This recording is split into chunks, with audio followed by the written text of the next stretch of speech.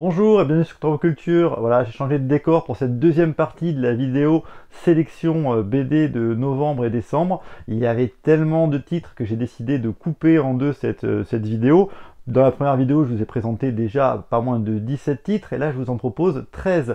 Voilà, il y a vraiment beaucoup de sorties sur ces meilleurs BD de novembre et décembre. C'est quasiment le plus gros moment de l'année en termes de sorties BD et j'ai vraiment encore beaucoup de super titres à vous présenter avec à la fin de cette vidéo le tirage au sort du concours Le Tueur pour gagner l'intégrale des 3 premiers tomes du Tueur. Je tirerai du chapeau le nom du vainqueur. Allez, on continue cette superbe sélection de novembre et décembre avec un titre qui vient de sortir, qui était très attendu, puisque c'est le tome 12 des 5 terres de Leigh Whannell, collectif de scénaristes, et le Reculé. Et donc, ça y est, on a fini le deuxième cycle de 6 tomes du cycle lisse, qui se place, c'est les singes, la première à mourir. Attention, ça met la pression, on se dit que ça va... les arcs narratifs de tous ces personnages, bon, voilà, c'est vraiment... Je le dis à chaque fois, mais il y a énormément de personnages dans ces 5 TR à chaque saison. C'est comme une série télé. Et donc, eh bien, il y aura bien sûr 5 cycles. Et du coup, le résumé bien utile des tomes précédents, si vous n'avez pas envie de tout relire à chaque fois, qui vous permet du coup de rentrer dedans, eh bien là, on a ce clan du Sistre, c'est une sorte de clan mafieux de singes qui essaye de régner sur cette capitale et qui va se déchirer et qui se bat avec les autres clans. On a un inspecteur voilà, dont la trame va se terminer de son enquête. Va-t-il réussir à aller au bout de cette enquête avec la corruption? Lui, il est très droit. On a ces deux aventurières qui étaient dans la jungle, qui ont eu un destin funeste puisque l'une des deux est morte et qui reviennent en ville. Voilà, on a la grande politique qui se met en place puisque la reine du peuple de Lys va inviter la reine des lions d'Angléon. Et donc là, on va avoir la collision enfin de ces deux cycles puisqu'ils vont se rencontrer. On retrouve les personnages, le chien, voilà, le général, la reine d'Angléon, et de ce cycle des lions. Voilà, on attendait impatiemment que ces deux cycles se rencontrent. C'est chose faite. Et donc, du coup, il va y avoir une nouvelle menace pour lancer un nouveau cycle. C'est toujours très bien dessiné, très bien scénarisé. Voilà, on a toujours beaucoup de plaisir à suivre cette série. À peu près une cinquantaine de pages, et ces cycles de ce côté un peu, on le dit à chaque fois, mais je le dis à chaque fois, mais un côté un peu trône de fer version animalière, avec voilà, beaucoup de maturité dans les intrigues. Est-ce que le cycle de Lys était meilleur que le cycle d'Angléon? Moi, j'ai préféré, à titre personnel, le cycle d'Angléon, mais voilà, j'ai toujours énormément de plaisir à lire ces aventures, et vivement le prochain cycle. Voilà. On continue avec alors la Maison Usher de Jean Dufaux, un scénariste très connu, et Jaime Calderón aux éditions Delcourt. Une belle grande BD toilée, un format un peu plus grand que d'habitude, d'après l'œuvre d'Edgar Allan Poe, que je vous ai présenté d'ailleurs en livre, les Brizzy là, en intégrale. La chute de la Maison Usher est à la mode, puisqu'il y a une série TV sur Netflix qui a relancé ça. Et donc là, le dessin de Calderón est vraiment très beau. Alors là, clairement, c'est une adaptation très libre de la nouvelle de Poe. Vraiment avec une background story, une origin story, avec des personnages rajoutés. Voilà, on se retrouve avec ce cocher qui vient chercher ce jeune homme, qui va se retrouver, alors qui va même rencontrer Edgar Allan Poe. Donc on est à la limite entre on rentre à l'intérieur du livre, dans le livre, un peu de la narration, donc un jeu un peu avec ça, des scènes vraiment horrifiques, voilà, très bien dessinées. De ce jeune homme qui va se retrouver donc dans le manoir Usher, avec la rencontre avec Roderick Usher, ce personnage de la nouvelle d'Allan Poe qui a beaucoup influencé Dracula, ça se sent, ça se voit, et du coup de sa sœur qui erre dans ce château, est-elle vivante, est-elle morte, voilà, donc c'est très fantasmagorique. Un très beau dessin, voilà, très, très réussi. Pour une histoire qui se veut très librement adaptée. D'ailleurs, à la fin de cette BD, il y a la nouvelle intégrale traduite par Charles Baudelaire. Et donc vous pouvez vous faire une idée et voir qu'effectivement c'est très très différent de la BD, mais c'est pas grave. Voilà, c'est finalement une histoire dans l'univers de la Maison Huchère qui lui rend hommage et qui est très très bien dessinée et voilà, j'ai eu pas mal de plaisir. Et puis c'est un bel objet, une belle BD. Ensuite, on continue avec le troisième tome du Serpent et le Serpent et la Lance chez Delcourt par Hub, d'une série qui comptera, voilà, ça c'est marqué, 5 tomes. On sait où on va. On est dans l'Empire Aztèque en 1454. C'est un défi un peu de Hub avec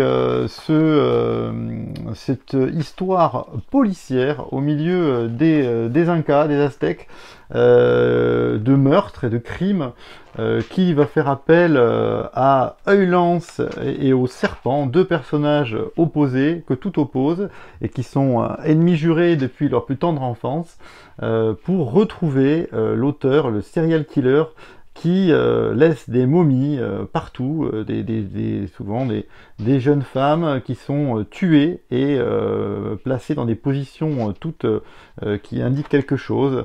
Donc c'est un véritable mystère. Ils ont retrouvé une jeune femme qui a réussi à s'évader mais qui est traumatisée.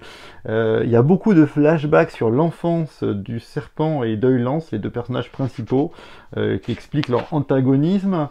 C'est très coloré, on a pas mal de références à cette culture.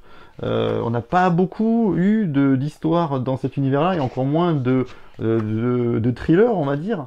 Donc franchement, avec ses sacrifices, ses rites, l'univers est très bien retranscrit, c'est très coloré, il y a plein de personnages.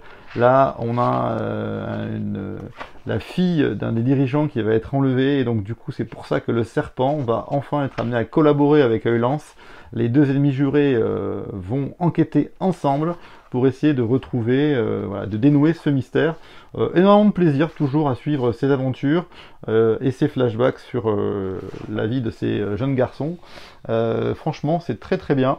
La narration est plus limpide que le premier tome qui était assez complexe. Franchement, toujours autant de plaisir à suivre ces aventures, plus de 100 pages, donc c'est toujours généreux, et vivement la conclusion de cette enquête. Voilà, très très bien, le Serpent et la Lance chez Delcourt, une très très bonne BD.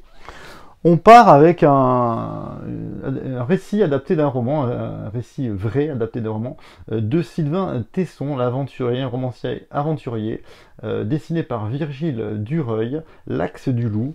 Alors, c'est une histoire étonnante, puisqu'en fait, Sylvain Tesson, il a été inspiré par le livre À marche forcée, un livre d'aventure des années 50, qui retraçait le parcours des évadés du Goulag. Et donc, la personne qui avait écrit ce livre avait dit avoir fait cette évasion et fait ce trajet fou d'évadés du Goulag entre voilà, ce qu'on appelle l'axe du Loup, entre le nord de la Russie et puis le golfe du Bengale, Calcutta. Voilà, ce trajet est comme ça absolument incroyable pour s'évader de ces goulags, de ces prisons. L'auteur avait été remis en cause parce qu'il y avait pas mal d'incohérences sur son récit. Et donc là, du coup, Sylvain Tesson, il a voulu voir si c'était réalisable, et donc il a pris voilà, le train pour se rendre là-bas et essayer de retrouver l'histoire de ces évadés, souvent des Polonais qui ont fui les travaux forcés dans le goulag. Et donc du coup, on va vraiment suivre son itinéraire, un peu un carnet de route. Et son histoire, il se lance à pied, parfois à cheval, il traverse les rivières à pied, voilà, il se débrouille, il se nourrit sur place, il rencontre plein de gens, c'est vraiment un carnet de voyage, il va rencontrer pas mal de personnes qui vont l'accueillir. Alors souvent, on voit que ces personnes, ces Russes, sont souvent en train de boire pas mal, et donc il l'accueille, et puis il va avancer petit à petit, faire de mauvaises rencontres. Il a failli se faire parfois tuer, il manque de nourriture, il va être donc dans les villes, dans les forêts, dans le désert, il va avoir des ours qui vont lui courir après, bref, un véritable aventurier. Et franchement, c'est très sympa. Il raconte un peu l'histoire du coup du pays. Et on en apprend plein de choses. Pour les amoureux de l'aventure, de l'évasion, des voyages, je vous recommande chaudement chez Casterman l'Axe du Loup, une histoire donc vécue, vraie par l'auteur. Ça coûte 21 € et très bien dessiné. Donc voilà, une ode à l'aventure et au voyage. On change complètement de registre avec du comics chez Urban Comics avec DC. Dark Knight of Steel. Alors, je vous présente pas souvent des comics de super-héros parce que je trouve qu'il y en a énormément et des fois il y en a même un peu marre de tous ces comics de super-héros. On est un peu inondé avec DC, Marvel et tout ça. Mais là, c'est autre chose, parce que Tom Taylor et Yasmine Poutry, ils ont un thème intéressant. Ils ont voulu faire Batman version fantasy, tome 1, Au loin l'orage, et donc adapter tout l'univers de DC, avec Superman, Green Lantern, plein de personnages, mais dans la version château fort, chevalier, féodal, épée, et là on a un Batman, un Superman qui est fils de roi et qui est apparemment un peu fou, et puis finalement le protecteur du royaume c'est Batman, c'est le Dark Knight. Voilà, on a Harley Quinn, on a donc des personnages qui vont s'opposer, et en particulier sur la magie, puisque le roi va être tué, une guerre entre royaumes à cause de pouvoir et de magie, on s'oppose là-dessus.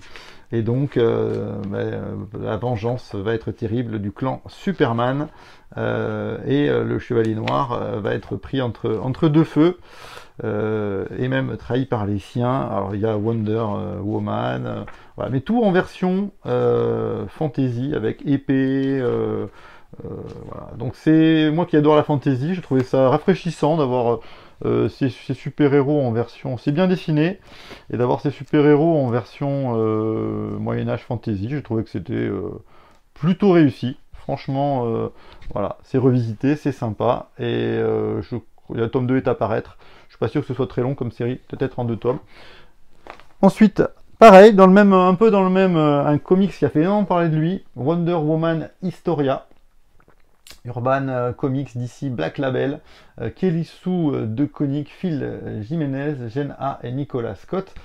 Historia, c'est l'histoire, la genèse de Wonder Woman. Et là, tout de suite, on se rend compte, dès les premières pages, qu'on a affaire à un livre hyper original en termes de mise en page, avec des dessins absolument délirants, qui rappellent, moi, tout de suite, Druyer. Donc quand on rappelle Druyer, c'est quand on met la barre très très haute, avec une profusion de dessins, voilà, avec énormément d'ambition. Vous voyez, c'est les dieux, les différents dieux qui sont, voilà, c'est hyper coloré, ça bombarde de dessins.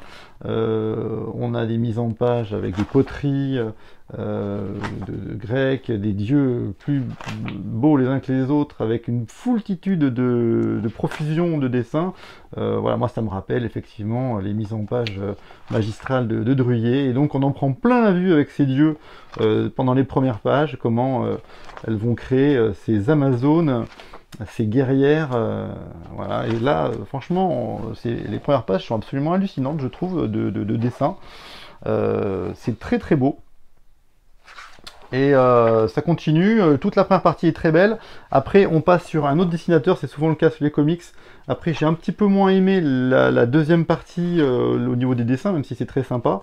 Toujours cette origin story de Wonder Woman, et avec toujours ces différentes déesses et dieux. Et une troisième partie avec un autre dessinateur, encore une fois. Mais en tout cas, l'histoire est quand même très très bien dessinée, franchement.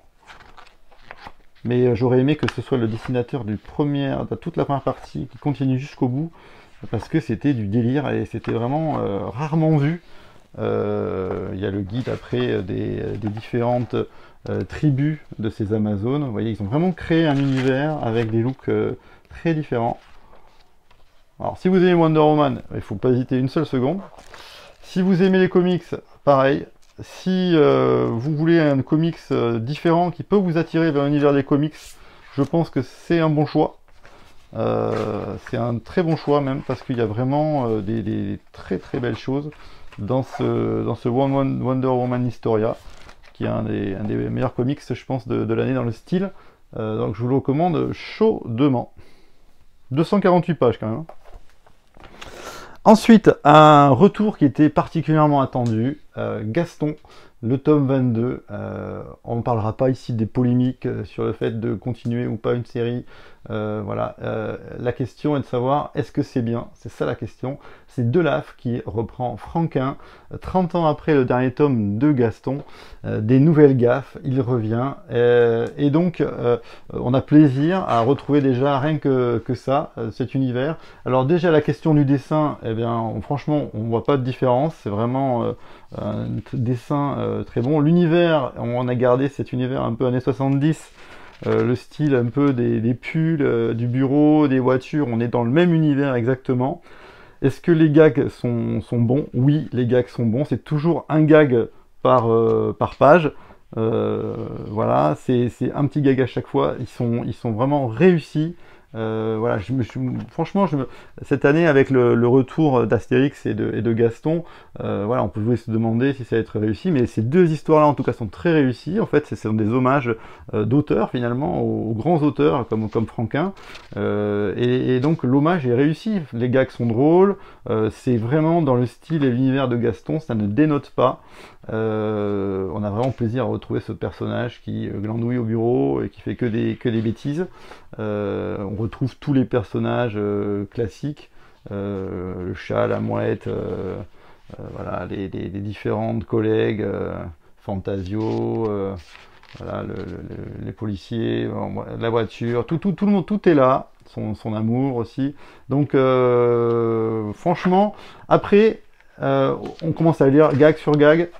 Et je dirais pas que c'est un album qu'il faut feuilleter de temps en temps parce que quand on le lit d'un coup, au bout d'un moment, on a enchaîné plein de gags, on sature un peu. Mais le mieux, ce genre de livre, c'est fait pour être publié un gag par semaine finalement dans le journal de Spirou. Et c'est très sympa quand on lit un gag de temps en temps. Moi je pense que c'est un album qu'il faut feuilleter une fois de temps en temps, on lit un gag, on se le garde pour un autre jour. Si on les lit tous à la suite, voilà, c'est un peu lassant. Et à la fin, ce qui est bien, c'est qu'il y a une petite histoire qui dure plusieurs pages. Une petite histoire de Gaston qui n'est pas en une seule page, mais qui fait 4-5 pages. Et qui est très sympa aussi. Donc moi, je serais vous, franchement, je foncerai si vous aimez Gaston. Et je me lirai un gag de temps en temps. Et ça fait vraiment plaisir de retrouver ce personnage. On continue avec un docu BD. Un docu BD de Petit à Petit, la traque, l'affaire Dupont de Ligonnès, de Valette, Petit et Maurice. C'est chez Petit à Petit au prix de 20 €. C'est un super document BD. Alors c'est quoi un docu BD? C'est une BD finalement, mais voilà, avec qui est un peu historique, qui se veut un peu reproduire des choses, sur l'affaire terrible de Dupont de Ligonnès, avec donc ce personnage, ce père de famille qui aurait, puisqu'il n'a toujours pas été ni attrapé ni jugé, qui aurait décimé sa famille et qui aurait caché tout cela et qu'il se serait enfui. Est-ce qu'il s'est suicidé? Est-ce qu'il est toujours en vie? On n'en sait rien. Et donc c'est toute l'enquête sur cette affaire incroyable. On apprend des choses, mais moi j'avais suivi comme tout le monde cette affaire, mais j'ai appris énormément de choses dans cet album. Il y a ses mails, il y a ses lettres, ses correspondances, il y a son itinéraire, il y a il y a ses amis, qu'est-ce qu'il leur a raconté, qu'est-ce qu'ils ont témoigné, avec des références tous les livres qui sont sortis sur lui. Voilà, il y a des parties en BD qui racontent ça, il y a aussi du texte. Donc c'est un peu un objet hybride où on va vraiment découvrir ce qu'il a fait, enfin ce qu'on sait de Dupont de Ligonnès. Et voilà, ce qu'il a acheté pour préparer ses crimes, la façon dont il s'est servi, le fait qu'il soit aussi dans des communautés religieuses un peu intégristes, voilà, tout ce qu'il a mené, et après, à la fin, les témoignages des gens qui se demandent si oui ou non eh bien, il est toujours en cavale. Franchement, il y a plus de 170 pages, ouais, 180 pages quasiment. 180 pages, donc c'est un beau livre, et on apprend énormément de choses, c'est passionnant, pour tous ceux qui aiment un peu les faits divers, les choses, les policières, surtout qu'en plus on sait que Dupont de Ligonnès, il a été retrouvé, on l'a vu partir avec des livres de polar, d'Harlan Coben, des choses comme ça, où il est disparu, qui ressurgissent toujours, et il avait ça au moment de partir, donc c'est vraiment un mystère terrible, très très intéressant. La traque. On continue avec un objet un peu comics, un peu différent style. Label 619, on sait que c'est toujours du très très haut niveau. Florent Maudou, l'univers Freaks Squill, livre 1, La Dame de Birka. Cloved, c'est ce brouillard blanc avec ces personnages donc de l'univers de Freaks and Squill. J'ai pas lu Freaks and Squill, mais je sais que ce personnage se retrouve dans ces aventures-là. Et donc on a un univers post-apocalyptique, encore une fois, un peu typé fantasy. C'est assez à la mode en fait, ce côté un peu post-apo avec voilà un brouillard qui recouvre tout, et puis des créatures qui sortent de cette brume qui tue, et puis un personnage qui semble être immortel puisqu'il meurt dès le premier planche, mais il le ressuscite. Un drôle de personnage avec une figure voilà, qui était très étrange, et qui donc il y a des jeunes qui s'amusent à parcourir ces villes pour s'amuser à tuer, à détruire. Il va les croiser. Et on voit qu'il y a tout un univers qui est développé avec des castes et des différents styles. Et ce personnage, lui qui est immortel, va croiser des personnages assez différents les uns les autres. Et en particulier, ce personnage, d'Isatis, la barbare. Isatis la barbare et son royaume et son côté un peu viking, nordiste, qui est accompagné par un personnage un peu chevalin, donc des créatures un peu différentes qui vont l'amener dans leur univers, et dans un véritable bateau qui roule sur des rails. Voilà, un très beau dessin, et toute leur communauté. Et où on voit les différents types de personnages qui sont amenés à être dans cet univers, et donc ils vont l'accompagner, et donc dans une aventure où ils ont affaire à des clans et à des tribus auxquels ils se font la guerre. Donc c'est un très beau dessin, l'univers a l'air assez complet, il faudrait aller un peu plus loin dans l'univers pour voir ce que ça donne. Il y a quand même aussi un texte pour décrire l'univers. Souvent le label 619 fait vraiment de très très bonnes choses, et cet univers de Freaks and Squill est à découvrir, de Florent Maudou, et moi c'est la première fois que je lisais voilà, cet univers, et j'ai bien aimé, voilà, j'ai bien aimé le dessin, j'ai bien aimé l'action. Après sur un tome ça coûte 18,90, voilà, il faut voir la suite en fait. On arrive au BD que j'ai préféré dans cette sélection. J'en ai 4 à vous montrer. Une BD qui fait l'événement. Elle ne rentre peut-être même pas dans le cadre. C'est Inexistence de Christophe Beck aux éditions Soleil. Grande BD, intrigante, très comment dire, ambitieuse dans son format, avec une préface de l'auteur qui dit qu'en toute modestie, il est influencé par Druyer, Bilal Moebius, donc Casa. Donc déjà quand on cite les grands anciens, les plus grands dessinateurs de SF, on se dit que là on va avoir affaire à quelque chose d'incroyable. Et donc on a un objet qui est à la limite entre la peinture, l'artbook, la nouvelle, puisqu'on a du texte. Voilà, dans cet univers post-apocalyptique, cataclysmique, où la Terre est ravagée, le froid est là, les personnages vivent dans des ruines de complexes militaires enneigés, tout est vétuste, détruit. On a des big double pages magnifiques. Voilà, tout de suite, il y a énormément d'ambition en fait dans cette BD, dans la réalisation de cette BD.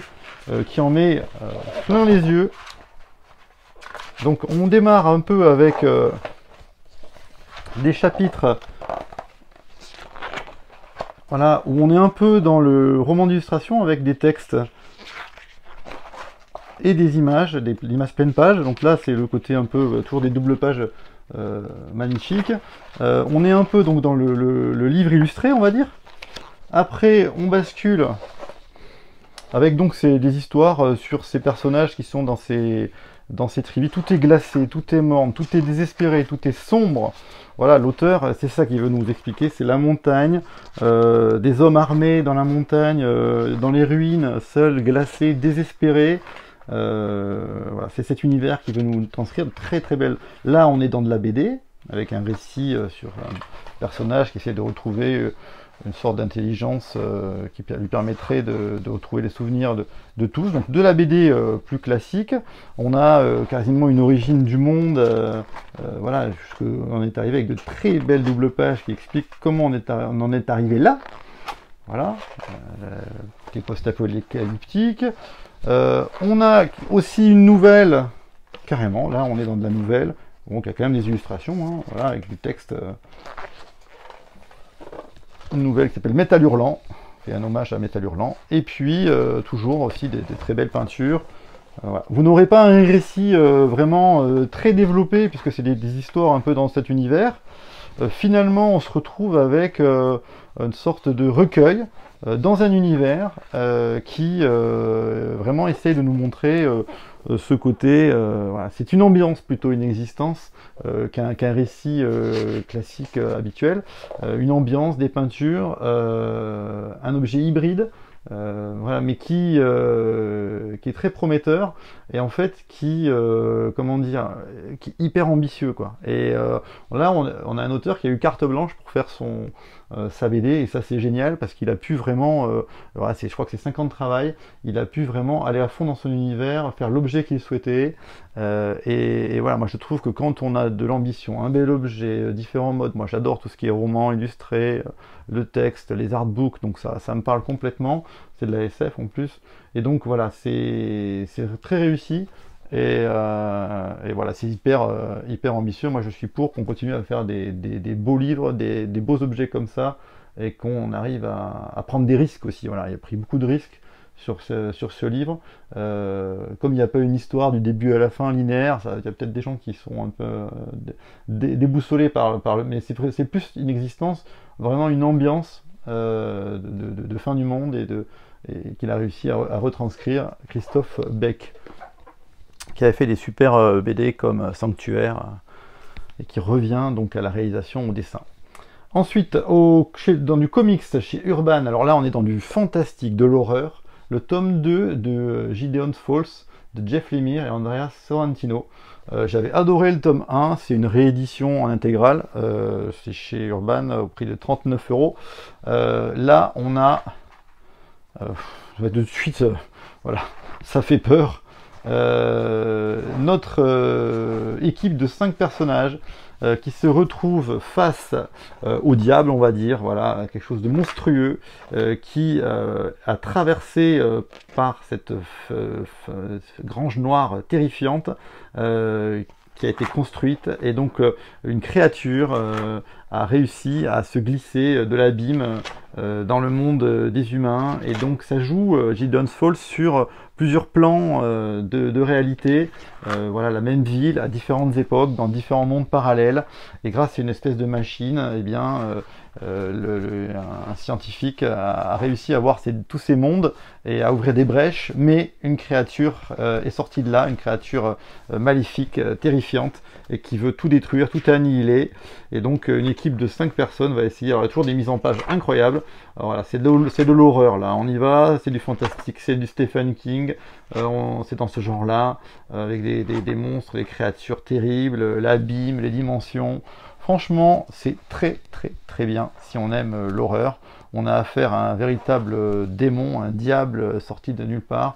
On se dit que c'est impossible que les héros s'en sortent. Ces 5 personnages dans des mondes parallèles qui vont essayer de se retrouver et s'en sortir. C'est très bien fait, et surtout ça tient debout. Ça tient debout, ça part pas dans tous les sens, c'est une explication, c'est logique, il y a une fin. Franchement, si vous aimez le fantastique et le comics, Gideon's Falls, cet univers de Lemire et Sorrentino, qui avait fait des millions de pulls noirs, d'autres univers, du mythe de l'ossuaire, si vous aimez ça, allez-y, foncez, c'est du tout bon. Ensuite, je dis que ce mois-ci, c'est vraiment un mois dantesque. Il y a vraiment, et sans jeu de mots, Don Quichotte de la Manche, aux éditions Daniel Maguen, 29 euros. Ils avaient fait L'Enfer de Dante, les frères Brizzi, Paul et Gaëtan Brizzi. Don Quichotte de la Manche, un grand classique. Ils attaquent vraiment des grands classiques, et à notre plus grand bonheur, ils le disent dans une version XXL, puisque la BD est très grande. Ils disent que comme ça a plu, L'Enfer de Dante, ils ont aussi adapté à la Edgar Allan Poe dans une œuvre intégrale que j'ai présentée de romans illustrés.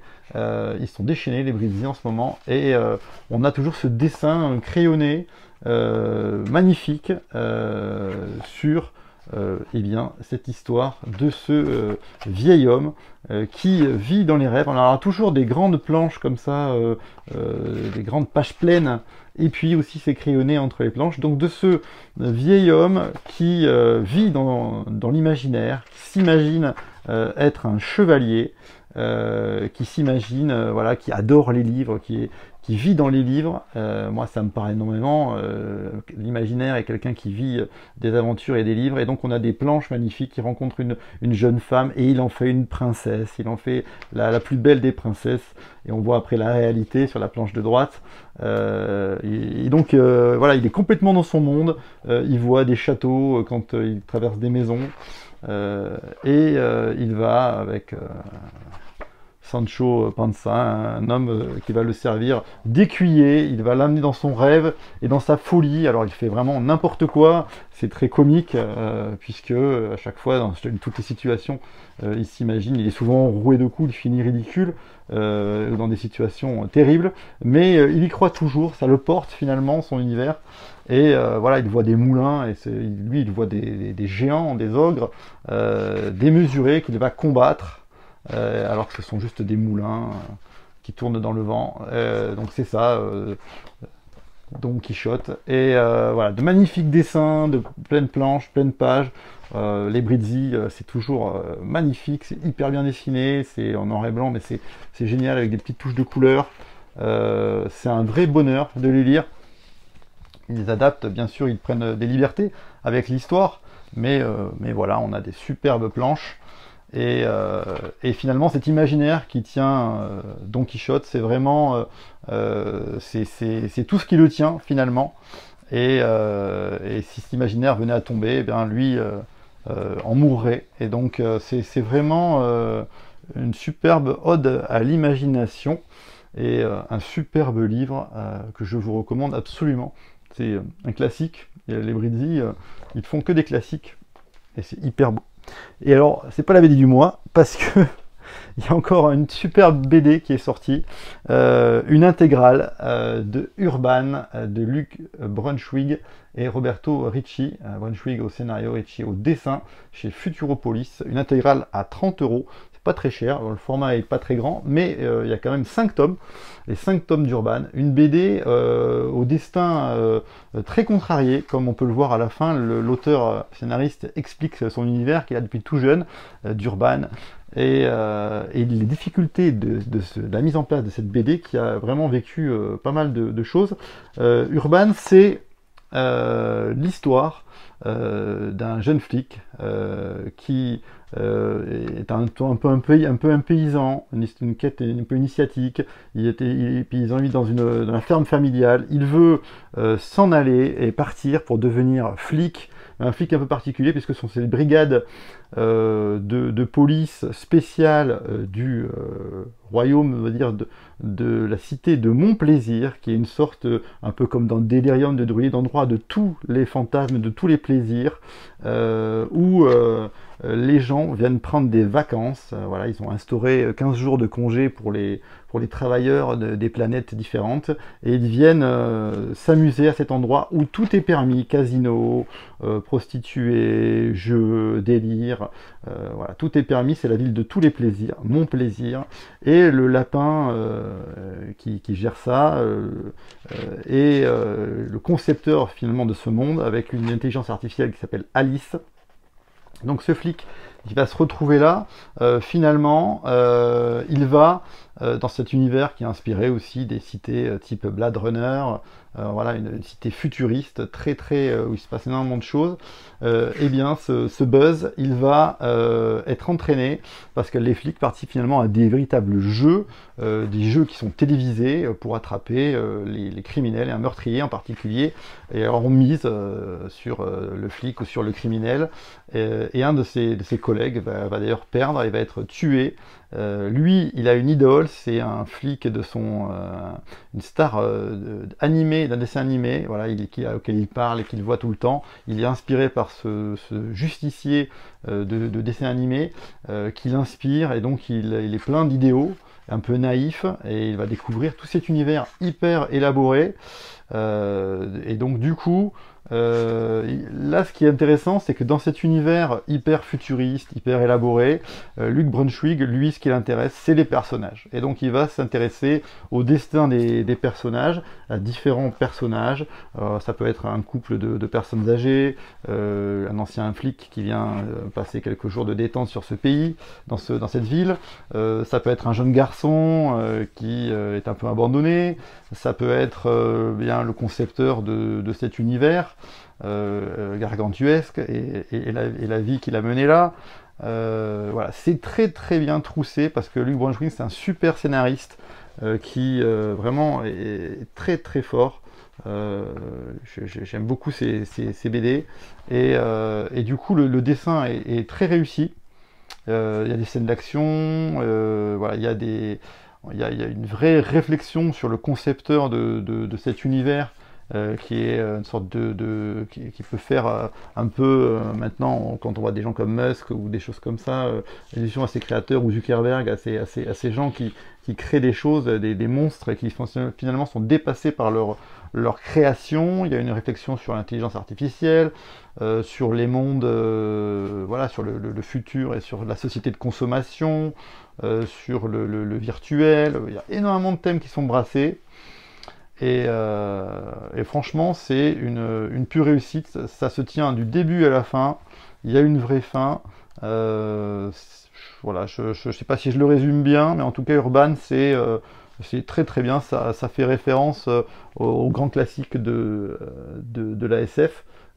Pour moi, c'est un classique qui peut être dans les top 10 SF de BD sans problème, tellement c'est bien troussé et bien réussi quand le scénario et le dessin vont de pair. Et alors c'est très intéressant parce que Luc Brunswick, à la fin, il parle de son projet maudit, donc auquel il rêve depuis ses 11 ans. Il dessine une ville comme ça, délirante, de plaisir et de type Blade Runner, et l'enfer du développement avec tous l'édition, les différents dessinateurs qui se sont cassés les dents sur le projet, qui était trop long, il y avait trop de choses, la façon dont ils ont voulu le faire en manga au début, les différents éditeurs qui l'ont repris.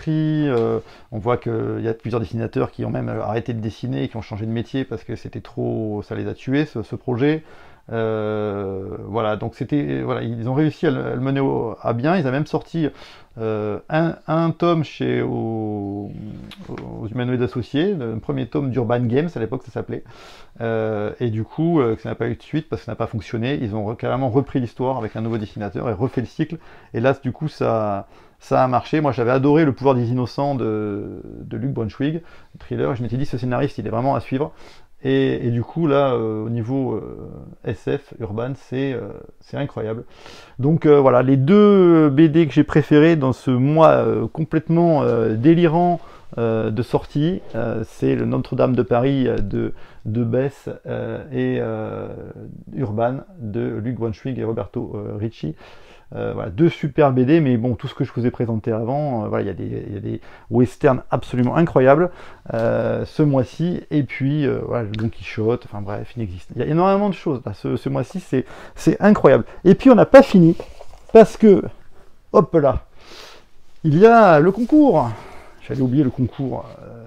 A gagné Le Tueur, l'intégrale du premier cycle, 3 tomes de Jacquemont et Matz, qui était à la mode puisque Fincher a adapté en film sur Netflix cette histoire, The Killer, Le Tueur. Et donc vous avez été très nombreux à participer à ce concours. Je mis vos petits noms dans le chapeau magique. Et donc, du coup, le chapeau magique. Et donc, je touille, je touille, je touille, je touille. Donc, comme d'habitude, je vais... je regarde pas, parce que sinon je triche. Je prends un petit papier. Hop, ça y est. Cyril M9489, j'espère qu'il se reconnaîtra. Attention avec les nouveaux pseudos YouTube, il faut bien vérifier votre nom. Cyril M9489, qui a gagné donc cette intégrale du tueur que je lui enverrai avec joie par la poste. Il suffit qu'il me mette un petit mail sur le gmail.com, l'adresse est disponible par YouTube, dans les contacts, et donc du coup vous m'envoyez un petit mail et je vous enverrai ça avec plaisir, ça vous fera un petit cadeau de Noël. Voilà pour ce concours. On se retrouve très bientôt avec une vidéo sur les derniers artbooks. J'ai une vidéo très amusante que je vais vous mettre bientôt en ligne avec les 2 plus énormes livres que j'ai jamais présentés sur la chaîne. Ils sont incroyablement gros, je vais faire de la muscu avec, vous allez voir, il est magnifique d'ailleurs. Donc 2 livres absolument hors normes dans cette vidéo des artbooks. Et puis on arrivera très vite sur le bilan 2023 de la chaîne avec tous les tops de l'année, en BD, en roman, en beaux livres, en série, en jeu, en musique, voilà, donc tous les tops que j'ai préférés dans l'année, la vidéo que vous attendez le plus et qui est la plus vue chaque année, la vidéo bilan. Voilà, je vous retrouve bientôt pour de nouvelles vidéos. Si vous aimez mes t-shirts de geek, n'hésitez pas à aller sur Pampling en tapant Contrevent Shirt dans le code de réduction, vous aurez une paire de chaussettes gratuites. Voilà, ça peut faire des petits cadeaux de Noël. Voilà, à bientôt sur Contrevent Pop Culture, au revoir.